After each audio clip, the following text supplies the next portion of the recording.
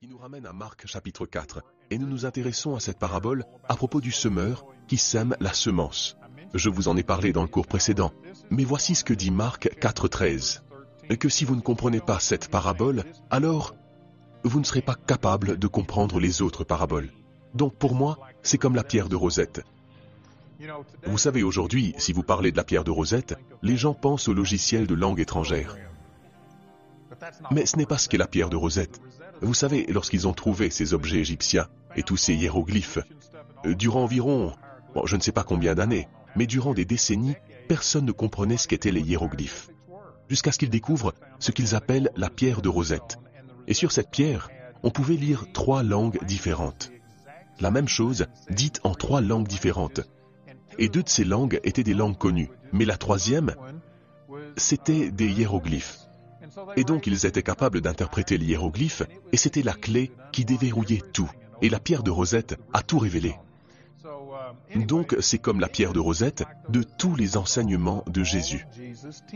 Si vous ne pouvez pas comprendre cet enseignement, vous ne comprendrez pas les autres. C'est dire combien c'est important. Donc, dans la première partie de ce chapitre, je vais le résumer juste pour gagner du temps. Mais il parlait d'un homme qui répandait juste la semence. Encore une fois, il n'a pas creusé de sillons pour les planter. Mais il avait juste un sac de semences et il marchait et jetait tout simplement les semences, comme cela.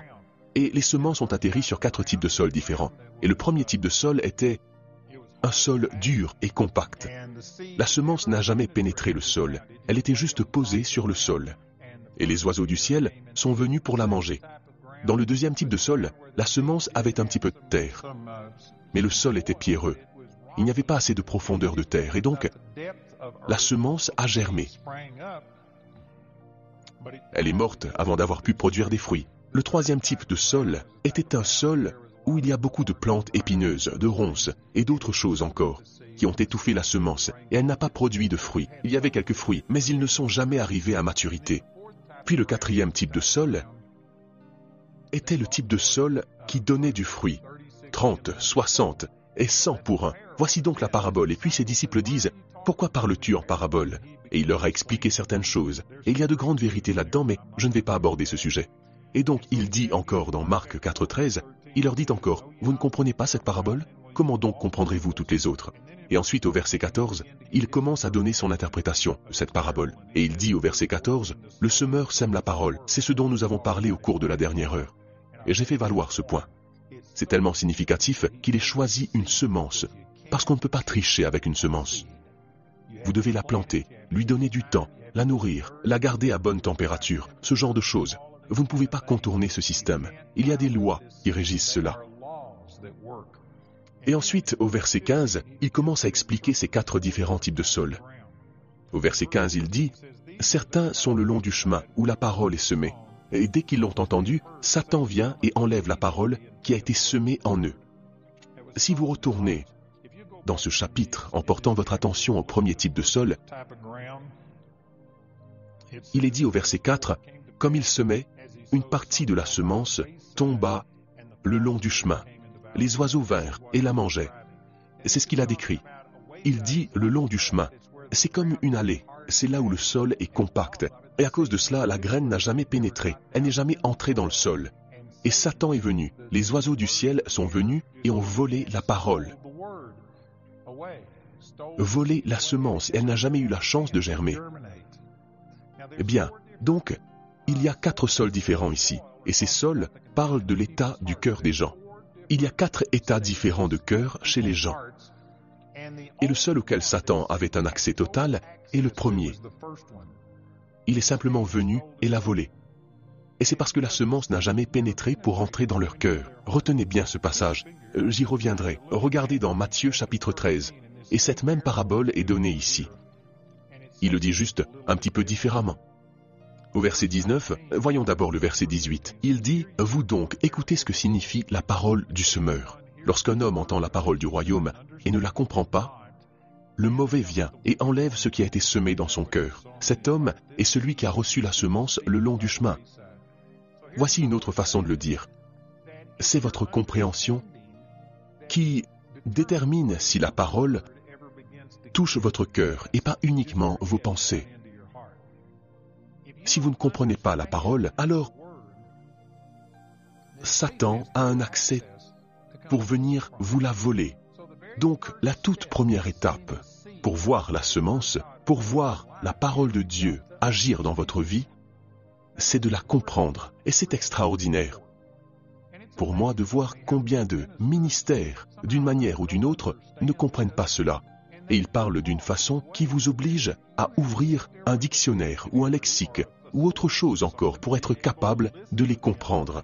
Et ils pensent que plus leur vocabulaire est riche, plus ils utilisent des mots compliqués, d'une manière ou d'une autre, cela impressionne les gens. Et c'est peut-être le cas, mais la parole ne prendra jamais racine dans leur cœur, à moins qu'elle ne soit présentée de manière à ce que vous puissiez la comprendre. J'ai été élevé dans une église baptiste prestigieuse. Et elle était à quelques kilomètres du séminaire théologique baptiste du sud-ouest. Et c'est là que se trouvaient tous les théologiens. Et donc à chaque fois que notre pasteur était absent, ceux qui prenaient sa place à la chaire étaient ses professeurs. Et ils se tenaient là, et ils aimaient utiliser des termes compliqués et parler de toute l'eschatologie. Ils utilisaient ces termes, et personne ne comprenait rien à ce qu'ils disaient. Mais les gens partaient impressionnés, en se disant « Oh, ils sont si intelligents ». Mais cela, ça ne va libérer personne. Vous devez vous mettre au niveau des gens. C'est la logique de l'école du dimanche pour les enfants.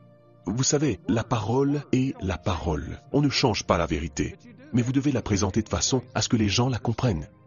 Si vous parlez à un enfant de 5 ans et lui dites « Écoute, si tu ne fais pas ça, ton mariage ne survivra jamais ».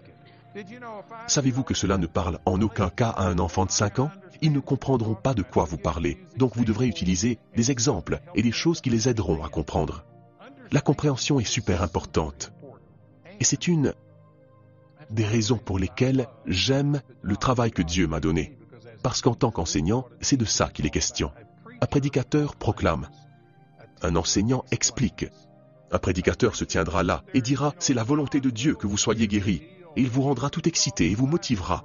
Mais ensuite, comment l'appliquer? Un enseignant vous apprendra comment faire les choses. Et donc, c'est vraiment ce à quoi Dieu m'a appelé. Tout mon ministère consiste à essayer d'aider les gens à comprendre et à recevoir la vérité. Parce que si vous ne la comprenez pas, Satan vient immédiatement et vole la parole qui a été semée dans votre cœur. Donc c'est très important de comprendre. Je pourrais dire beaucoup de choses à ce sujet. Dans Éphésiens 4, 17 et 18, il est dit « Vous ne devez plus vous conduire comme les non-croyants, qui se laissent guider par la sottise de leurs pensées. Ils sont étrangers à la vie de Dieu, à cause de l'endurcissement de leur cœur et toute autre chose. » La compréhension est super importante, et c'est stupéfiant de voir combien les gens n'y mettent aucun effort. Vous savez, quand vous alliez à l'école, pas seulement ici à l'école biblique, mais quand vous étiez à l'école primaire, par exemple, vous deviez vous appliquer, et ça demande des efforts. Vous ne comprenez pas de manière innée les mathématiques, ni la grammaire, ou les choses similaires. Ça demande des efforts, de l'application. Et pourtant, tant de chrétiens ne font que prier « Oh Dieu, touche-moi » et ils ne savent rien, ils ne saisissent pas ce que dit la parole. Si c'est votre cas, devenez de très bons amis avec des gens qui la comprennent et laissez-les vous aider. Mais ne dépendez pas des autres le reste de votre vie chrétienne. Ce n'est pas ainsi que Dieu veut que vous viviez. Il veut que vous compreniez. Il nous a donné cette faculté afin que nous puissions connaître celui qui est la vérité. Dieu nous a donné une compréhension. Le Saint-Esprit a été envoyé pour vous aider à comprendre. Si vous lisez Jean 14, 15 et 16, 4 ou 5 fois est répété « L'Esprit Saint vous rappellera tout ce que je vous ai dit. Il vous enseignera toutes choses. Il vous conduira dans toute la vérité. » Jean 14, verset 26. Le Saint-Esprit est envoyé pour être votre enseignant, mais vous devez vous présenter au cours. Et ce qui est triste, c'est que la plupart d'entre nous passent plus de temps devant notre téléviseur que devant la parole de Dieu. Nous ne nous rendons pas au cours, nous n'avons pas de compréhension, et nous nous demandons pourquoi les choses ne fonctionnent pas. C'est l'un des plus grands outils de Satan. Venir vous voler la parole. Et ça n'arrive qu'à ceux qui ne la comprennent pas.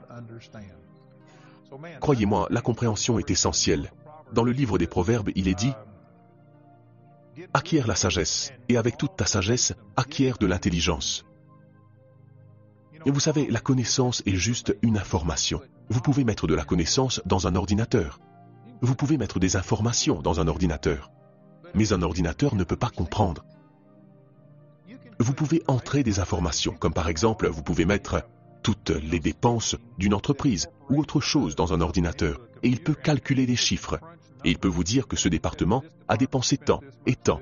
Il peut dire qu'on leur a alloué telle somme d'argent, mais ils ont dépensé plus que ce qui leur était alloué. Il peut vous dire les faits, mais il ne peut pas vous dire si c'est parce qu'ils étaient malhonnêtes qu'ils l'ont fait, ou si c'était un détournement de fonds. Ils peuvent vous donner des faits, mais quelqu'un avec de la compréhension devrait examiner ces faits pour être en mesure de savoir s'il s'agissait d'une erreur ou d'une fraude ou quelque chose du genre. Vous devez avoir de la connaissance, mais ensuite vous devez comprendre, sinon vous n'êtes rien d'autre qu'un ordinateur. Et Dieu nous a créés pour bien plus que cela. Et ainsi la sagesse vient une fois que vous avez reçu la compréhension. Alors que dois-je faire avec ça? Comment traiter ce problème? J'ai eu un problème avec le gars qui a installé notre système informatique. C'était au tout début, quand nous n'avions que 15 employés ou quelque chose comme ça. Ce type qui a installé notre ordinateur était juste une personne en or, et il faisait du super boulot. Mais tout d'un coup, il a commencé à disparaître 2 ou 3 heures par jour. Il sortait déjeuner pendant 2 heures. Et il n'avait jamais fait de choses pareilles avant. Alors j'en ai été informé. J'ai voulu savoir si c'était un cas isolé ou s'il le faisait régulièrement, et j'ai appris qu'il le faisait presque tous les jours. Il manquait 2 ou 3 heures de travail par jour. Alors, j'ai eu l'information. Et puis, j'ai eu la compréhension. Mais la sagesse était de savoir comment gérer ça. Comment m'y prendre avec lui à ce propos. Et au lieu d'y aller et de dire « Tu fais mal, et si tu ne te reprends pas, nous allons te licencier », ce qui était mon droit, parce qu'il ne faisait pas ses 8 heures de travail, et c'est pourquoi je le payais. J'avais le droit de le faire. Mais vous savez ce que j'ai fait? J'ai réfléchi et j'ai pensé, cet homme a été si fidèle, il a déjà fait des heures supplémentaires, sans même chercher de reconnaissance. Que se passe-t-il? Au lieu d'aller le voir avec le fouet, je me suis juste assis et j'ai dit, qu'est-ce qui ne va pas chez toi? Qu'est-ce qui se passe? Comment ça, répond-il. Et je lui ai dit, je remarque que tu prends 2 ou 3 heures de pause par jour. Tu ne fais pas ton travail. Tu ne le fais pas de la même manière qu'avant et je veux juste savoir ce qui se passe. Pourquoi agis-tu comme ça? Et il ne m'a jamais dit ce qui se passait. Il a dit, eh bien, je préférerais ne pas t'en parler, mais ça n'arrivera plus jamais. Et il s'est ressaisi. Et je pense que plus tard, sa femme et lui ont divorcé. Je pense qu'il traversait juste des moments difficiles et qu'il avait du mal à s'y faire. Mais voyez-vous, c'est ça la sagesse. Vous pouvez prendre des faits, vous en contenter et agir en fonction. Mais ça demande de la sagesse que de savoir quoi en faire et comment agir. Il y a un temps pour se montrer ferme avec une personne et il y a un temps pour la compréhension et la compassion. Donc il y a la connaissance, la compréhension et ensuite il y a la sagesse. La sagesse est l'application de cette connaissance avec la bonne compréhension. Revenons-en au premier type de personne dans Marc chapitre 4. Si vous ne comprenez pas la parole de Dieu, il n'y a aucune chance que la parole de Dieu agisse dans votre vie. Ce n'est pas de la magie. Il ne suffit pas de la poser sur le dessus de votre tête pour qu'elle agisse. Vous devez la comprendre. Elle doit passer à travers votre cerveau. Elle doit être comprise pour qu'elle puisse descendre jusqu'à votre cœur. Ensuite, le deuxième type, et laissez-moi aussi dire ceci. Je pense que ces 4 différents types de sol sont progressifs. Je ne pense pas que certaines personnes soient d'une certaine manière, d'autres d'une autre manière. Je pense que nous commençons tous au point où nous ne comprenons pas les choses de Dieu et nous devons nous appliquer pour gagner en compréhension. Et cela nous mène au deuxième type de terrain, et puis ensuite le troisième type, et enfin le quatrième type. Je crois donc qu'il s'agit d'étapes et de stades par lesquels nous passons. Au verset 16, il est dit « De même, ceux qui sont semés sur les sols pierreux, ce sont ceux qui, quand ils ont entendu la parole, la reçoivent immédiatement avec joie, et ils n'ont pas de racine en eux-mêmes, et ne durent qu'un moment. Ensuite, quand l'affliction ou la persécution s'élève à cause de la parole, ils sont immédiatement offensés. » Croyez-moi, il y a beaucoup de choses dans ces versets. Je pourrais prêcher pendant une semaine sur ces 2 versets. Dieu m'a montré tellement de choses à travers eux. Et vous savez, quand le Seigneur m'a donné la première révélation de cette parabole, c'est exactement là où j'étais. J'en étais au point où je commençais à comprendre certaines choses. Mais je n'avais aucune racine en moi. Et la façon dont le Seigneur me l'a révélé, j'étais encore dans l'église baptiste américaine. Et j'essayais d'exercer mon ministère dans l'église baptiste. C'est une longue histoire, mais il y avait beaucoup de résistance, beaucoup de critiques. On me disait constamment que tout ce que j'enseignais était du diable. Et des trucs comme ça. Et donc, ce que je faisais, c'est que j'allais écouter Kenneth Copeland. à Fort Worth. C'était à 1 heure de route environ. Et j'y allais l'écouter une fois par mois. Il y tenait une réunion mensuelle de 3 jours, pendant 1 an je pense. J'allais l'écouter, et je me remplissais de la parole. Et je rentrais et je commençais à la prêcher dans mon église baptiste. Et durant la première ou la deuxième semaine, tout allait bien. Je voyais des guérisons, des gens guéris, je voyais des miracles s'opérer. C'était super. Mais après une semaine ou deux, toutes les critiques contre moi, l'affliction et la persécution apparaissaient. Et je disais toujours les mêmes choses, j'enseignais toujours sur les mêmes versets que j'enseignais avant. Mais cela ne produisait plus rien. C'était comme si rien ne se passait. Et je m'essoufflais. Puis, j'allais écouter Kenneth Copeland. Je me ressourçais, et je revenais. Et pendant une semaine ou deux, j'étais bien. Et c'est arrivé tellement de fois que je prédisais que ça allait arriver. Je savais que ça allait arriver. Que pour une semaine ou deux, il y aurait une onction sur ce que j'enseignais, et les gens seraient libérés.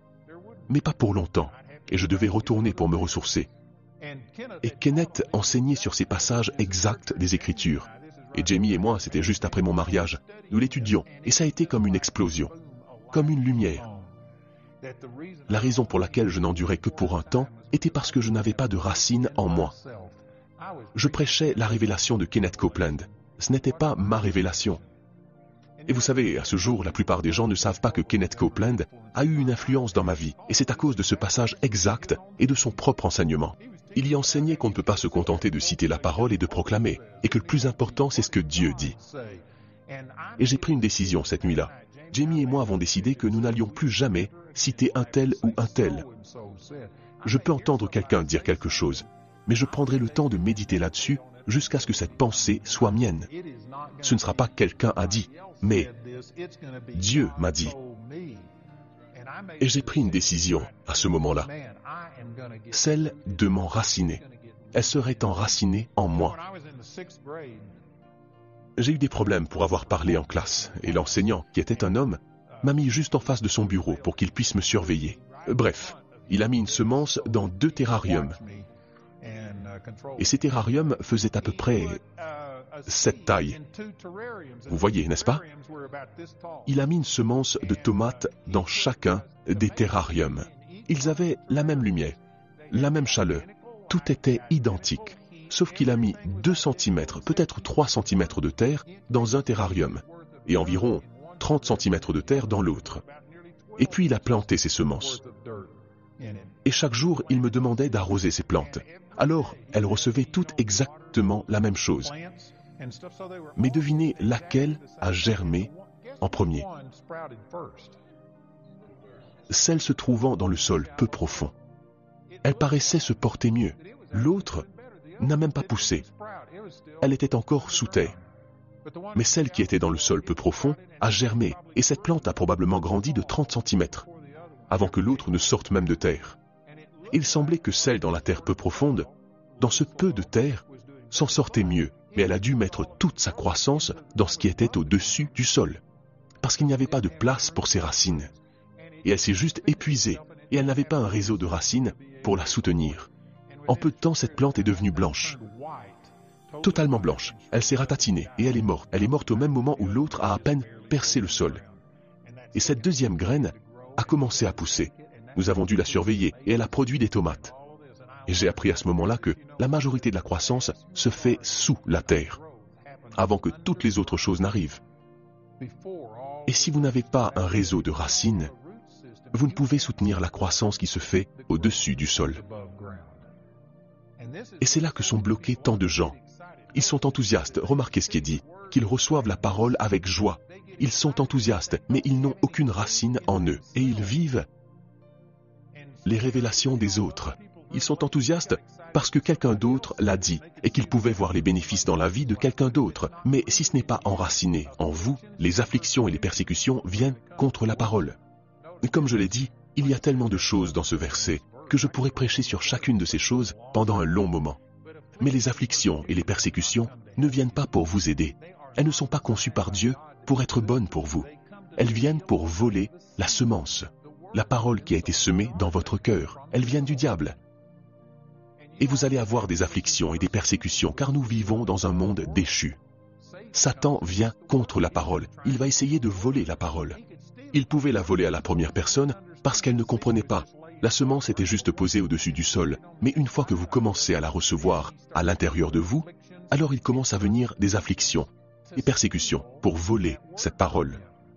Et la façon dont ça marche, c'est que quand vous commencez à être persécuté, vous commencez à penser à vous, vous commencez à vous apitoyer sur votre sort, et vous commencez à hésiter à dire des choses et à vous rétracter à cause des critiques qui pourraient surgir contre vous.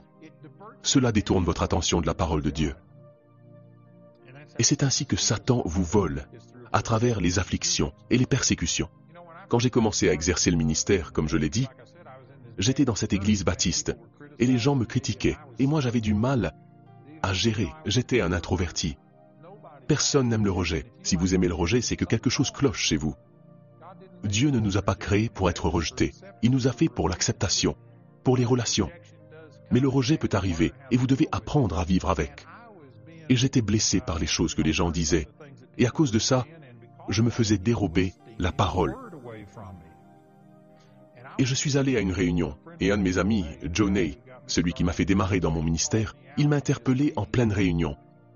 Et il a dit, Andy, je te vois comme un coureur sur une piste, une de ces pistes ovales qui font 400 mètres. Et il a dit, je te vois comme un coureur sur la piste, et tu es en tête de la course. Tu fais une bonne course. Mais les gens dans les tribunes te crient dessus, te disent que tu fais tout de travers. Et il ajouta, je te vois sortir de la piste, monter dans les tribunes et te mettre à débattre avec les spectateurs. Et il ajouta, même si tu remportes l'argumentation, tu perdras la course. Il me dit d'oublier ce que les gens disent et de rester sur la bonne voie. Eh bien, ça a changé ma vie. C'est une parole que j'applique constamment dans ma vie. Voilà ce qu'est la persécution. Elle vous amène, au lieu de prêcher la parole, de vous appuyer sur la parole, elle vous amène à vous justifier, à ne penser qu'à vous, à vous promouvoir. Et même si vous gagnez l'argument, même si vous vous justifiez, et que vous avez prouvé que vous aviez raison, c'est Satan qui gagne. Parce que vous ne prêchez plus la parole. Vous vous justifiez vous-même. Quelqu'un comprend ce que je veux dire, n'est-ce pas? Vous savez, dans notre ministère, il y a, je ne sais même pas combien d'années, peut-être 5, 10 ans de cela, mes employés sont venus me voir, et ils m'ont montré tous ces blogs que les gens avaient écrits sur moi. Ils m'en ont montré un qui me traitait de l'homme le plus dangereux d'Amérique. Ils m'ont montré ces blogs où les gens me qualifiaient d'œil du diable. Ils me disaient, nous devons réagir à tout cela. Et je leur ai raconté cette histoire en leur disant, écoutez, je ne vais pas monter dans les tribunes et me disputer avec les spectateurs. Je ne veux pas que qui que ce soit gaspille mes moyens et mon temps en essayant de gérer ces choses. Et ça s'est arrêté là. Et puis, 2 ou 3 mois plus tard, ils sont revenus et ils m'ont montré encore plus de blogs qui démontraient qu'il y avait, je ne me souviens plus parce que je n'y avais même pas prêté attention, mais ils m'ont montré qu'il existait un moyen d'empêcher que ces choses soient écrites à mon sujet, que je pouvais empêcher les gens de lire cela. Et avant même qu'ils aient fini la présentation, j'ai dit, écoutez, je vous ai dit que nous n'allions pas dépenser une once de mon argent pour me justifier et pour essayer de me défendre. Si je réussis, Satan gagne quand même parce que je ne prêche plus l'Évangile. Car nous prenons mes ressources pour me défendre. Et je leur ai juste dit, ne remettez plus jamais ça sur le tapis ou vous ne travaillerez plus ici. Et nous n'avons pas passé de temps à me défendre, parce qu'après tout, il ne s'agit pas de moi. Nous sommes là pour planter la parole de Dieu. Et vous devez comprendre ceci. Lorsque vous commencez à recevoir la parole et que vous la recevez avec joie, Satan viendra contre vous avec des persécutions. Et le but de cela est de détourner votre attention de la parole, comme la terre qui nourrit la parole. Au lieu de faire cela, vous ne pensez qu'à vous en disant « Comment puis-je gérer ça? Et comment telle personne peut dire ça de moi ?» En quelque sorte, Jésus nous dit « Que vaut la paille comparée au blé ?» Faites simplement ce que Dieu vous a appelé à faire et ignorez la persécution. Ne vous en inquiétez point. La Bible dit dans 2 Timothée 3,12 « Tous ceux qui sont décidés à vivre dans la piété, dans leur union avec Jésus-Christ, connaîtront la persécution. » Si vous n'êtes pas persécuté, c'est que vous ne vivez pas pieusement. Si vous vivez en accord avec la parole, vous serez persécuté. La persécution n'a pas besoin d'être physique, où ils vous mettent en prison ou vous battent, même si cela va arriver. Il peut juste s'agir de gens qui vous prennent de haut, qui vous traitent de fanatiques, pensant que vous êtes fou de tout quitter pour aller au Charis Bible College. Et vous êtes juste critiqué. cela peut être de la persécution.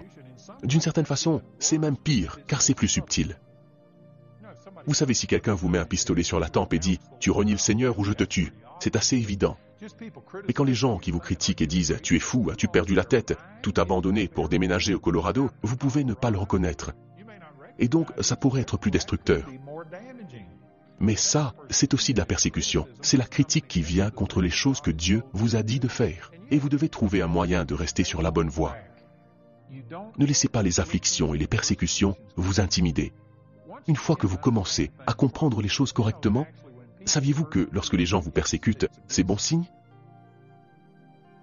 Vous savez, le Seigneur nous dit « Réjouissez-vous quand ils disent du mal de vous. Réjouissez-vous, criez, sautez, parce que votre récompense sera grande au ciel. » Paul disait dans Philippiens chapitre 3 que je le connais, que je crois en le pouvoir de sa résurrection. Paul aspirait à avoir part aux souffrances de Dieu. C'est un peu difficile à comprendre pour certaines personnes, mais au bout d'un moment, on arrive à un point où on peut supporter la persécution, mais pas le fait d'être ignoré. Si je suis ignoré, c'est que je n'ai pas exercé mon ministère correctement. Je ne peux pas garantir que tout le monde recevra ce que je dirai, mais je peux garantir que si j'officie correctement, il y aura soit un réveil, soit une émeute. Mais il n'y aura pas d'indifférence.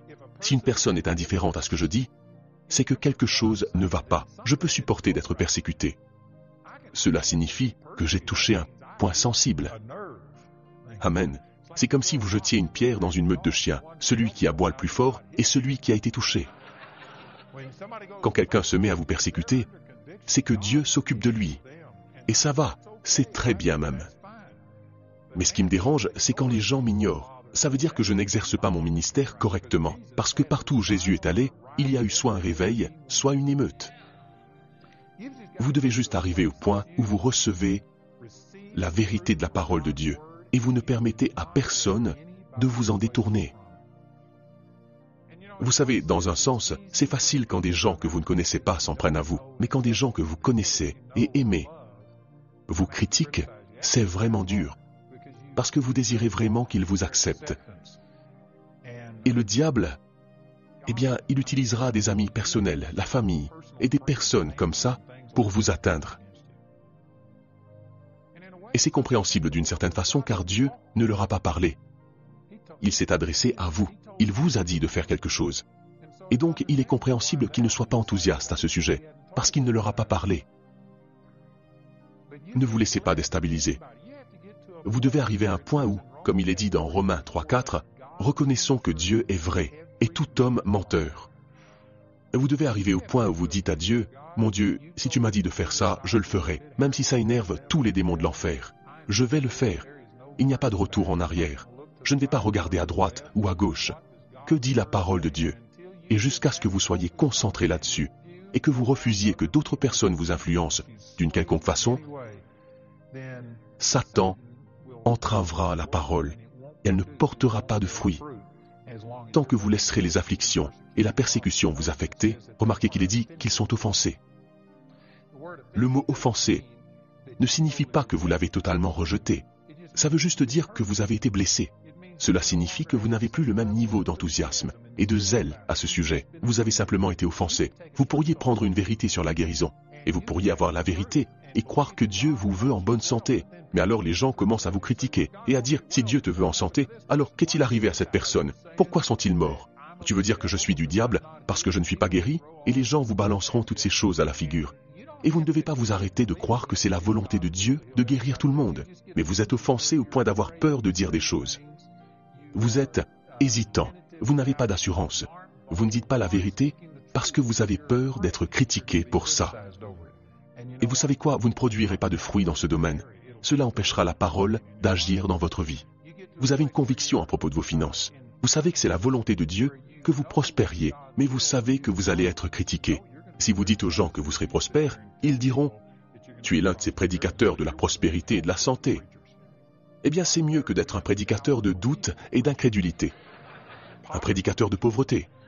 Enfin bref, si quelqu'un vous critique ou s'offense à vos paroles, vous perdez toute votre assurance. Vous ne parlez pas avec confiance et autorité, ce qui empêche la parole de Dieu de germer et de libérer sa puissance dans votre vie. Vous n'avez pas à la rejeter, il suffit juste d'être offensé.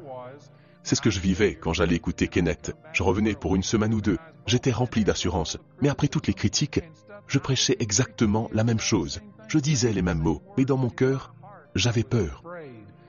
La persécution avait eu un effet sur moi et je n'avais pas d'assurance. Tout en disant la vérité. Et au final, je n'obtenais pas les mêmes résultats. Vous devez arriver au point où vous avez des racines en vous-même et vous ne laissez pas les afflictions et les persécutions vous affecter en quoi que ce soit. Vous savez, il y a eu des gens ici à qui Dieu a parlé et leur a dit de déménager dans un pays étranger. Nous avons des gens en ce moment même, ils sont en Iran. Excusez-moi, je suppose qu'ils sont en Jordanie en ce moment pour apprendre la langue, mais ils iront en Iran, ils doivent y aller secrètement. Et des choses comme ça. Et c'est simplement merveilleux d'avoir Dieu qui vous parle et vous dit ce qu'il veut que vous fassiez de votre vie et que vous le suiviez. Mais après tout, il y a des gens qui les critiquent. Mais tu ne réalises pas combien c'est dangereux? Cet homme a emmené sa femme là-bas. Et il y a des gens qui les critiquent. Et je vous le dis, si vous en arrivez à considérer des choses comme ça empêchera la parole de Dieu d'agir. Nous avons eu d'autres personnes qui ont été appelées à partir en mission à l'étranger. Peut-être que ce n'était pas aussi dangereux, mais les parents de ce couple disaient « Et nos petits-enfants, nous ne pourrons pas voir nos petits-enfants ?» Vous voyez, ils se mettent à les critiquer. Si Dieu vous parle, mais que l'opinion de quelqu'un d'autre vous influence et que vous avez des réserves ou des questions à ce sujet, parce que vous vous inquiétez de ce que vont penser les parents, qu'en penseront les grands-parents, que faire, que va penser mon Église, si l'une de ces choses se produit, alors vous laissez l'affliction et la persécution vous dérober la parole de Dieu. Vous devez arriver au point où, si Dieu vous dit de faire quelque chose, vous le faites. Et vous laisserez les choses suivre leur cours. Maintenant, ça ne veut pas dire que vous êtes nécessairement quelqu'un d'insensible et que vous n'êtes pas conscient que peut-être les parents ne vont pas être en mesure de voir leurs enfants. Et donc vous leur direz, écoutez, nous nous verrons sur Skype, nous ferons tout ce que nous pourrons, nous reviendrons, mais nous obéirons à Dieu. Je ne dis pas qu'il faut être méchant avec les gens ou des choses comme ça, mais vous devez arriver à un point où vous avez des racines. Cette semence a été semée en vous, et vous reconnaissez que la chose la plus précieuse que vous aurez dans votre vie est la parole de Dieu. Et vous recevez une semence, et vous la plantez dans votre cœur, et vous la protégez contre tout ce qui peut s'y opposer. Et alors, rien ne pourra détourner votre attention de la parole de Dieu. Rien. Absolument rien. Et tant que vous ne le faites pas, vous n'aurez pas de racines en vous. Et je vois ça tout le temps, des gens qui sont enthousiastes au sujet de la parole. S'il n'y avait aucune opposition, et si personne ne les critiquait, et si tout fonctionnait parfaitement, alors tout serait superbe. Mais ils n'ont aucune racine en eux-mêmes. Ils ne peuvent pas endurer. Quand j'étais petit, nous vivions dans un endroit où nous avions 23 pacaniers dans le jardin. Les noix de pécan tombaient des arbres pour ensemencer le sol.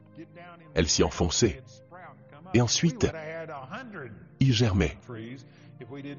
Bref, c'était mon travail d'arracher ces pacaniers avant qu'ils ne commencent à pousser. Et comme j'étais un enfant normal, je ne voulais pas aller arracher ces pacaniers. Alors j'attendais qu'ils fassent environ cette taille et que mes parents puissent les voir quand ils rentraient dans la cour.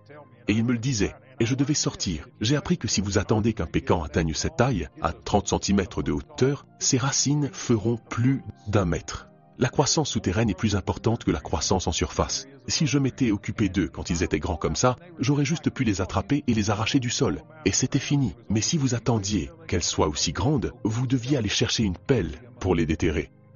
C'est le Seigneur qui me l'a rappelé. La majorité de la croissance est souterraine. En fait, c'est aussi dans le chapitre 4 de Marc. Ceci est un verset que le Seigneur a utilisé. Je peux vous dire le jour exact où c'est arrivé. C'était le lendemain de mon arrivée au Vietnam. Et le tout premier jour, au Vietnam, ils ont fait passer tout le monde par la chambre à gaz. Et ils nous ont donné du gaz lacrymogène. Je ne vais pas vous donner tous les détails sanglants. Mais j'ai eu une très mauvaise expérience avec le gaz lacrymogène. J'ai failli en mourir. Et je vous assure que je détestais ce gaz. Et quand ils ont dit qu'ils allaient nous faire passer dans une chambre à gaz, j'ai prié et j'ai dit « Oh mon Dieu, je ferai n'importe quoi, mais sors-moi de là ». Et donc au petit déjeuner, ils ont demandé des volontaires. Et on ne se porte jamais volontaire pour quoi que ce soit dans l'armée. Faut être stupide pour se porter volontaire. Mais je me suis dit que s'ils m'utilisaient comme cible d'entraînement, ce serait mieux que de passer par le gaz lacrymogène. Donc je me suis porté volontaire. Et il s'est avéré que ce qu'ils voulaient que je fasse était de garder les casernes pendant que tous les autres soldats passaient dans la chambre à gaz.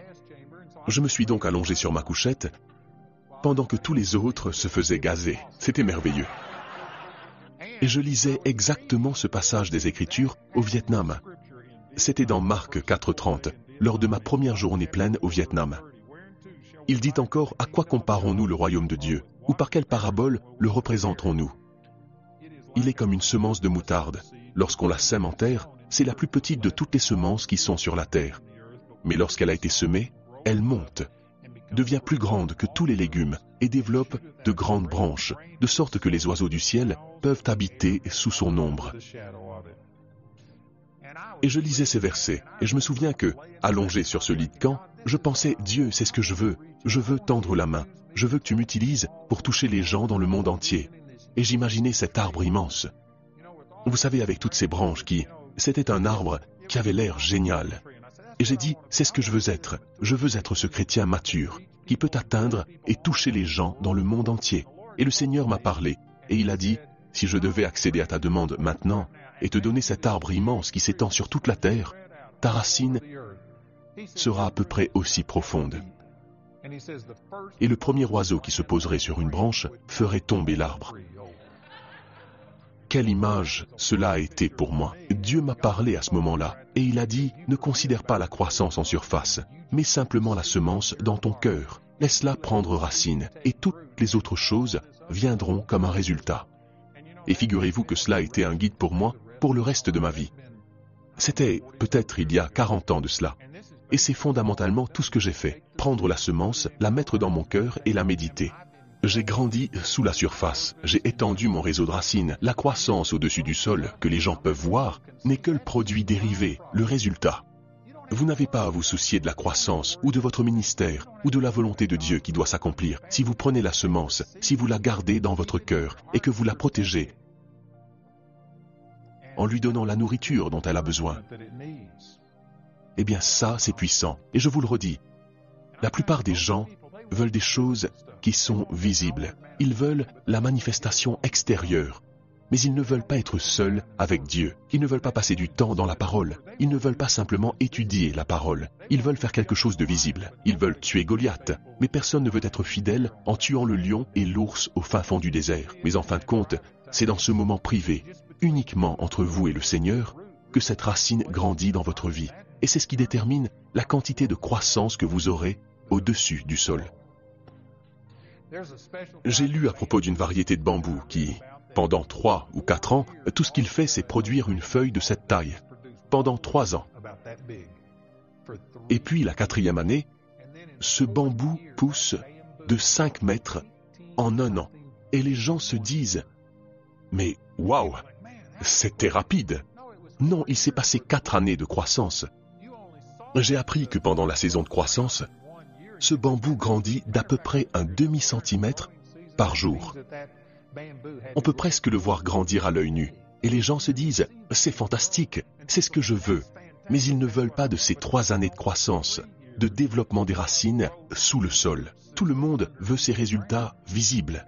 Je veux voir les yeux des aveugles s'ouvrir. Je veux voir tout ça.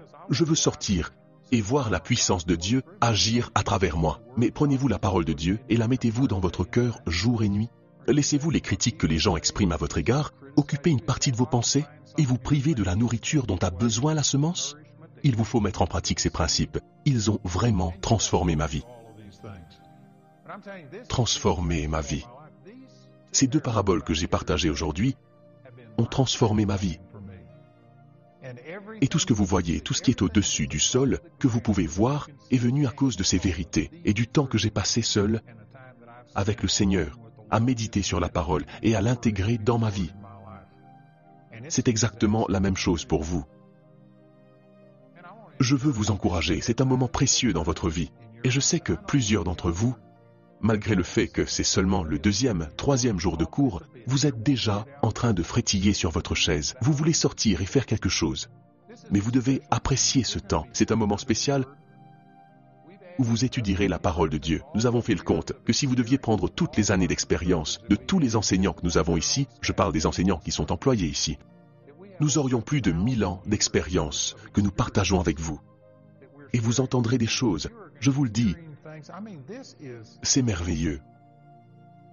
Au lieu de devoir apprendre au travers d'épreuves difficiles, vous apprenez à travers moi et à travers les autres instructeurs, le bon, le mauvais et les erreurs que nous-mêmes avons commises. Et ce sera juste un moment génial où vous apprendrez des vérités et vous devez vous investir et méditer là-dessus. Vous avez besoin de vous donner entièrement à ces choses afin que la parole ait son plein impact dans votre vie. Et encore une fois, je veux vous féliciter. C'est merveilleux que vous ayez pris cet engagement et que vous ayez traversé toutes les choses que vous avez traversées pour être ici. Je vous félicite pour ça. Mais vous savez, chaque année, nous accueillons des personnes qui sont là physiquement. Mais mentalement ou émotionnellement, elles sont ailleurs. Elles se laissent distraire par des choses autres que ce que Dieu les appelle à faire. Et je vous le dis, Satan ne fera pas le mort juste parce que vous êtes ici. Il y aura des afflictions et des persécutions. Des gens viendront contre vous. Des choses se produiront et il va essayer de dérober la parole. Il va tenter de vous empêcher de vous donner totalement à la parole. Mais croyez-moi, si vous parveniez à mettre ce temps à profit, je pense que cela pourrait transformer votre vie. J'aurais adoré avoir l'école biblique Charis pour me guider à mes débuts. Mais il n'y avait rien de tel. J'ai commencé avant même que Rayman commence. Et je suis passé par l'école des coups durs. Et si vous y survivez, cela constitue un grand témoignage. Mais il y a un meilleur moyen. Il y a Charis. Amen. Louez le Seigneur. Donc je crois que ça va être vraiment bon pour vous. Bien, il nous reste 6 minutes. Quelqu'un a-t-il une question? Il y a un micro juste là. Et si vous avez une question ou un commentaire sur ce sujet, approchez-vous du micro. Et nous prendrons vos questions. Discussion. Et ce n'est pas quelque chose qu'on surmonte juste comme ça. Ça ne me bénit toujours pas. Si vous deviez venir me voir aujourd'hui et me dire « Je ne suis pas d'accord avec tout ce que vous avez dit » et que vous commenciez à me critiquer, ça ne va pas me bénir. Si vous aimez la persécution, quelque chose ne va pas chez vous. En fait, j'ai entendu des gens qui disaient « Oh, ça ne me dérange pas » car ils se sont endurcis envers les gens, envers tout. Vous n'êtes pas censé être endurci. Ça ne devrait pas vous bénir quand les gens vous détestent et disent de mauvaises choses sur vous. Donc ce n'est pas simplement que vous vous en remettez ou que ça ne vous pose plus de problème. Vous devez apprendre à vous reposer sur le Seigneur. Et une des choses qui m'a vraiment aidé a été de réaliser que ce n'est pas moi qu'ils persécutent. Ce n'est pas moi, je suis vraiment un type bien.